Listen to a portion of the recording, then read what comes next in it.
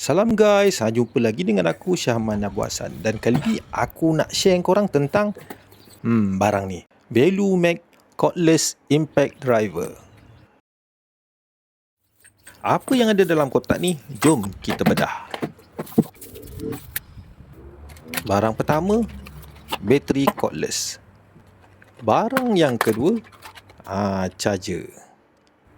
Yang ketiga pula adalah cordless juga. Aku beli dua jenis cordless. Yang ini adalah base tapak untuk charge bateri ini. Inilah barang utama yang kita nanti-nantikan. Mantap. Yang ini set mata soket dan yang ini set mata skru. Ini pula adalah penyangkut untuk tali pinggang. Macam biasalah, ada iklan-iklan sikit dia bagi, dan ini adalah manual book. Untuk spesifikasi, dia bagi bateri cordless 20 volt. Bahagian belakang ni dia letak getah sebagai penyerap hentak. Lining oren ni juga adalah getah juga supaya korang letak atas lantai tak mudah tergelincir. Motor dari jenis cordless yang lebih tahan. Kat label sini tunjuk jenis model dan serial number. Juga lokasi produk ini dibuat.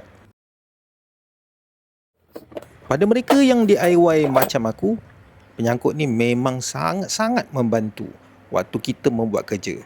Tak semua barang kita boleh pikul serentak. Lagi-lagi barang yang berat macam drill ni. Letak je sangkut dekat tali pinggang. Macam style kan? Untuk bateri, aku pilih dua bateri cordless. Nak check, kita tekan je button kat bawah ni. Bila kita pasang, automatik lampu dia menyala, menandakan sel-sel telah berhubung. Button ni untuk kita menyelaraskan pusingan sama ada ikut arah jam atau sebaliknya. Kita akan terima beberapa jenis soket dan mata skru untuk kita gunakan. Cara nak guna, tolak ke atas part hitam tu dan tolak masuk mata soket tu. Dan ini pula cara untuk kita tanggalkan dia. Settle. Part untuk kita cas bateri tak susah, just kita cabut je. Lepas tu kita ambil tapak yang dibagi, masukkan dalam slot dia. And then kita ambil charger, kepala charger yang 3 pin.